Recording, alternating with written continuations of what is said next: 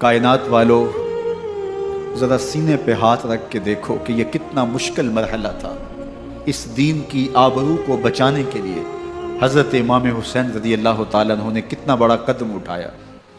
آپ کے بہی خواہ، دوست، احباب عبداللہ بن عمر یہ سارے روکتے ہیں۔ عبداللہ بن عباس کہتے ہیں حضرت نہ جائیے، الکوفی لا یوفی، کوفی کبھی وفا نہیں کرتے۔ آپ کے والد کو وہاں شہید کیا گیا، لیکن آپ ایک فرض کو نبھانے جا رہے ہیں۔ میرے غم گسارو، میرے مہربانوں، نہ روکو مجھ کو جانے دو، مجھے نانے کے دی کی ڈوبتی کشتی بچانے دو۔ میں جاتا ہوں کہ دنیا پر وفا کا نام رہ جائے، میں رہوں نہ رہوں پر عظمت اسلام رہ جائے۔ میں نہیں جاتا تو نبی کے گھر کی آن جاتی ہے، میں نہیں جاتا تو نبی کے گھر کی آن جاتی ہے۔ تمہارا دین جاتا ہے، میری غیرت ایمان جاتی ہے۔ حضرت امام حسین یہاں سے چلتے ہیں، ابھی راستے میں ہی پہنچتے ہیں کہ یہ خبر آتی ہے کہ کوفے والوں نے بے وفائی کر دی۔ حضرت مسلم بن عقیل رضی اللہ تعالیٰ عنہ کو شہید کر دیا گیا، نعمان بن بشیر معزول کر دیے گئے، ابن مرجانہ ابن زیاد وہاں متعین کر دیا گیا جو سخت گیر شخص تھا، اور اس نے لوگوں کو ڈرایا، دھمکایا، اور کوفے کے لوگوں کے دل بدل گئے اور وہ بیتیں توڑنے لگے۔ وہ منظر مسجد کوفہ کا کتنا دل گداز تھا۔ جب امام نماز کے لیے کھڑے ہوئے تو 40,000 لوگ آپ کے پیچھے تھا۔ جب سلام پھیرا اور امام نے دیکھا کہ پیچھے لوگ نہیں ہیں، پھر لوگوں نے اپنے دروازے بھی بند کر لیے۔ رات کی تنہائیاں ہیں اور حضرت مسلم بن عقیل کو کوئی پناہ دینے والا نہیں ہے۔ لوگوں نے دروازے بند کر لیے کہ کہیں ہمارے گھر میں نہ آ جائیں اور ہم مشقت اور حکومتی تشدد کا شکار نہ ہوں۔ کتنا دردناک لمحہ ہے حضرت مسلم بن عقیل رضی اللہ تعالیٰ عنہ پہ، اور پھر حضرت مسلم بن عقیل بے دردی سے شہید کر دیے جاتے ہیں۔ آپ ابھی راستے میں ہیں، یہ ساری کہانی پہنچتی ہے کہ حضرت مسلم شہید کر دیے گئے اور بے دردی سے شہید کر دیے گئے۔ وہ جنہوں نے خط لکھے تھے کہ ہم آپ کے ساتھ ہیں اور ہم منتظر ہیں، چشم برا ہیں، آپ کے قدموں کی چاپ سننے کے لیے بےتاب ہیں، آج انہوں نے بیتیں توڑ دی۔ 40,000 کوفی منحرف ہو گئے۔ مسجد کوفہ کا وہ منظر کس قدر روح کو تڑپا دینے والا تھا۔ ہم پچھلے سال عصر اور مغرب کے درمیان جب کوفہ پہنچے تو سورج ڈوبنے کے قریب تھا۔ میں نے اپنی زندگی میں اتنا اداس موسم کہیں نہیں دیکھا جتنا اداس موسم کوفے میں دیکھا۔ ایسے لگتا تھا جس طرح کوفے کی آب و ہوا آج بھی شرمندہ ہے۔ جو مسلم بن عقیل اور خاندان نبوت کے ساتھ اہل کوفہ نے کیا، حضرت امام حسین رضی اللہ تعالیٰ عنہ کو ان کے بہی خواہوں نے، اعزاء نے، اقرباء نے، دوستوں نے، آوان و انصار نے، ساتھیوں نے کہا کہ حضرت حالات یکسر تبدیل ہو گئے، اب ہمیں مراجعت کر جانی چاہیے، واپس پلٹ جانا چاہیے۔ تو حضرت امام حسین کافی سوچ بچار میں رہے۔ پھر اس کے بعد آپ نے فیصلہ کیا کہ ہم آگے بڑھیں گے۔ دوستوں نے کہا کہ حضرت اگر آپ آگے بڑھیں گے تو ہمیں لگتا ہے کہ وہ آپ کے ساتھ سلوک اچھا نہیں کریں گے اور آپ بچوں کے سامنے پیاس سے شہید کر دیے جائیں گے۔ تو حضرت امام حسین رضی اللہ تعالیٰ عنہ نے وہاں ایک خطبہ ارشاد فرمایا کہ لوگوں تم جو مجھے بتا رہے ہو مجھے اچھی طرح معلوم ہے، جو تم مجھے منظر پیش کر رہے ہو وہ میری نگاہوں میں ہے، اور جو کچھ ہونے والا ہے چشم تصور وہ منظر دیکھ رہی ہے۔ کیونکہ حضرت امام حسین رضی اللہ تعالیٰ عنہ کی شہادت کی خبر حضرت امام حسین کے پیدا ہوتے ہی خاندان نبوت میں عام تھی۔ حضور علیہ الصلوۃ والسلام کو یہ بات جبریل امین نے آ کے بتائی تھی جب حسین ابن علی کے ساتھ حضور محبت کا اظہار کر رہے تھے، تو یہ جبریل امین نے آ کے کہا تھا حضور آپ کا یہ بیٹا ارض طف میں شہید کر دیا جائے گا، اور کربلا کی مٹی لا کے حضور کو دی اور ام سلمہ کو حضور نے عطا کر دی۔ حضرت ام سلمہ کہتی ہیں کہ ایک دن میں سوئی تو خواب دیکھا کہ حضور کے مبارک بال بکھرے ہوئے ہیں اور سخت پریشان ہیں، تو میں نے کہا کہ حضور آپ کی یہ کیا حالت ہے؟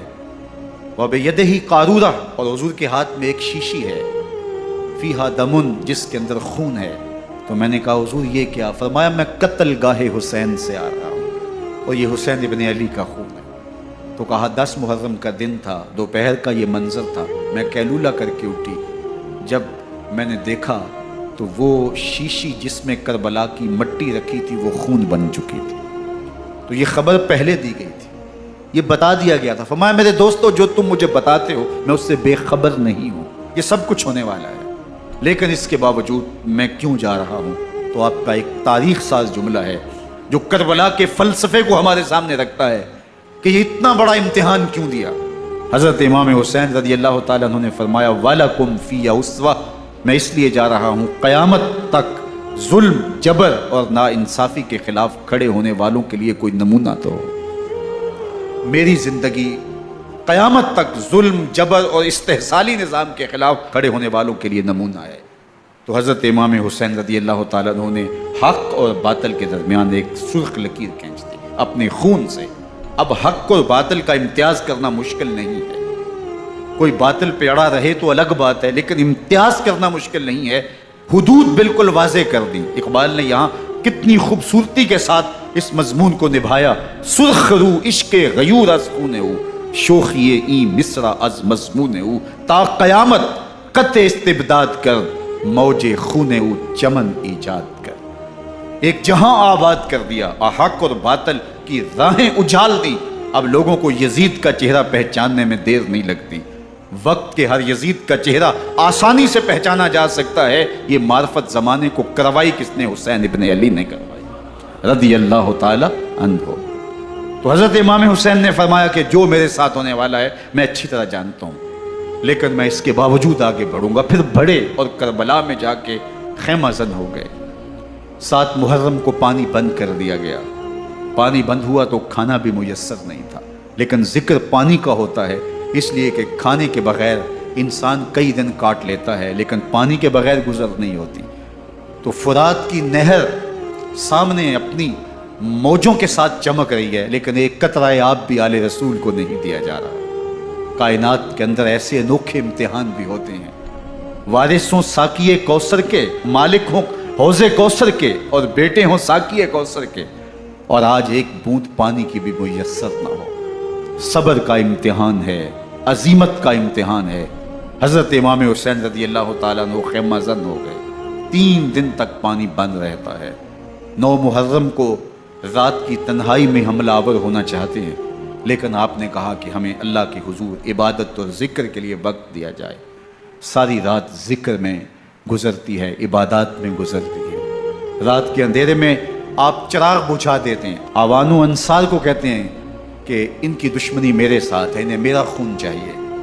अगर तुम रात की तारीकी में निकल जाओ तो मैं तुमसे कोई मुआखज़ा नहीं करूँगा, और ये भी तुम्हारा पीछा नहीं करेंगे, इसलिए कि इनका मतलूब तुम नहीं हो, इनका मतलूब मैं हूँ। जब चिराग जलाया तो कोई भी नहीं गया। मुस्लिम बिन औसजा खड़े होकर कहते हैं, हज़रत अगर हमारे बदन को 70 बार काटा जाए और जलाया जाए और हवाओं में उड़ा दिया जाए फिर भी आपका साथ नहीं छोड़ेंगे। 70 साल के बूढ़े हैं हबीब बिन मुजाहिर, कहते हैं हज़रत आपको छोड़ के जाएं कहाँ, आपको छोड़ के जाएं कहाँ। कोई साथ छोड़ने के लिए तैयार नहीं है। प्यास है, सख्त गर्मी है, करबला का माहौल है।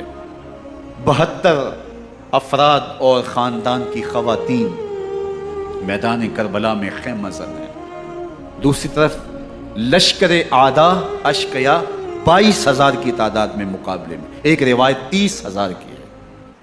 इन सिर्फ 72 प्यासे लोगों के लिए इतने लोगों को जमा करने का मकसद खौफजदा करना था। शर्त है कि या यजीद की बैत कर लें, मुहासरे तोड़ देंगे, पानी दस्तयाब होगा, एजाज़ो इकराम से नवाजा जाएगा, खजानों के मुंह खोल दिए जाएंगे। लेकिन हुसैन इब्न अली कहते थे सब कुछ लुट जाएगा, बातिल के हाथ पे हाथ नहीं रखो। अल्लाह अकबर। अब सुबह तुलू होती है, आशूर का दिन चढ़ता है, सूरज अपनी पूरी तमाज़त के साथ गर्मी बरसा रहा है। आज ख़ानदान नबूवत का इम्तिहान ज़माने ने देखना है। रसूलुल्लाह का लुआब चूसने वाला, उसके सब्र का आज इम्तिहान है। हुजूर के कंधों पे खेलने वाले हुसैन का आज इम्तिहान है। अल्लाह अकबर। हुसैन इब्न अली तमाम हुज्जत करते हैं, मैंने तुम्हारा कुछ नहीं बगाड़ा, मैंने किसी का खून नहीं किया, मैंने कोई ज़्यादती नहीं की, تم کیوں میرے قتل کے در پے ہو؟ تم جانتے نہیں میں کون ہوں؟ میں تمہارے نبی کا نواسا ہوں، رسول اللہ صلی اللہ علیہ وآلہ وسلم کے کندھوں پہ کھیلتا رہا ہوں، حضور کا لعاب چوستا رہا ہوں، اور میں بوسہ گاہ رسول صلی اللہ علیہ وآلہ وسلم ہوں۔ لیکن ان اشقیاء کے دل پر کوئی چیز اثر انداز نہیں ہوتی۔ ایک ہور ہے، اللہ اس کے دل میں نرمی ڈالتا ہے۔ پہلے تو امام حسین کو گھیر کے لے کر کے آتا ہے، لیکن بعد میں وہ قافلہ یزید سے قافلہ حسین کی طرف آ جاتا ہے۔ امام حسین فرماتے تو دنیا میں بھی ہور ہے، آخرت میں بھی ہور ہے، آزادی مل جاتی ہے۔ باقی 22,000 کا لشکر جرار امام حسین کے قتل کے در پائے۔ پھر تاریخ نے خاندان نبوت کا وہ انوکھا امتحان دیکھا۔ حضرت امام حسین کے بچے بالخصوص خواتین پیاس کی شدت میں حلق خشک ہیں۔ حضرت سکینہ تڑپ کے اپنے باپ سے کہتی ہیں کہ مجھے 6 ماہ کے لیے اصغر کی پیاس نہیں دیکھی جا رہی۔ بچے کو ہاتھوں پہ اٹھاتے ہیں اور نہر فرات کے کنارے پہنچ کے فرماتے ہیں اشقیاء سے مخاطب ہو کے تمہارا معاملہ میرے ساتھ ہے، اس 6 ماہ کے بچے نے تمہارا کچھ نہیں بگاڑا، اور چلو بھر کے اس کا حلق سیراب کرنا چاہتے ہیں۔ ایک دوشہ خطیر آتا ہے جو حضرت علی اصغر کے گلے کو چیر دیتا ہے۔ راوی لکھتے ہیں کہ وہ عام تیر نہیں تھا، جانوروں کو شکار کرنے کے لیے جو بڑے تیر ہوتے ہیں وہ دوشہ خطیر تھا۔ وہ گردن کو کاٹ دیتا ہے، خون بہنے لگتا ہے، گردن لٹک جاتی ہے۔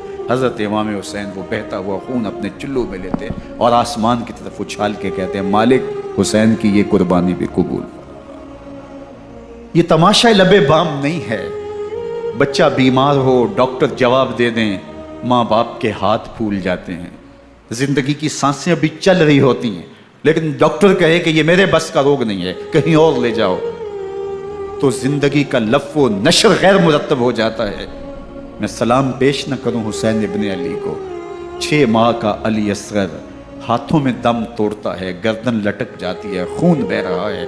اب خیموں کی طرف بڑھ رہے ہیں، لیکن زبان پہ شکایت نہیں ہے۔ کہتے ہیں مالک حسین کی یہ قربانی قبول کر۔ اب خیموں کی طرف آنا، شہر بانو، ام رباب، سیدہ زینب، حضرت سکینہ سلام اللہ علیہا کا سامنا کوئی آسان کام نہیں تھا، لیکن حسین ابن علی آتے ہیں، شہزادے کو یہاں خیموں کے قریب رکھ کے کہتے ہیں کہ یہ حوض کوثر سے سیراب ہو گیا ہے۔ اللہ اکبر! کوہرام مچ جاتا ہے خیموں کے اندر، کیا منظر ہوگا، اور ان کو کن الفاظ کے پیرائے میں ڈھال کر کے ان کیفیات کو بیان کیا جا سکتا ہے جو اہل بیت کے خیموں کے اندر علی اصغر کی شہادت کے بعد کا منظر رقم ہو رہا ہوگا۔ اللہ اکبر! ادھر اشقیاء آوازیں دے رہے ہیں، مبارزت کے لیے پکار رہے ہیں۔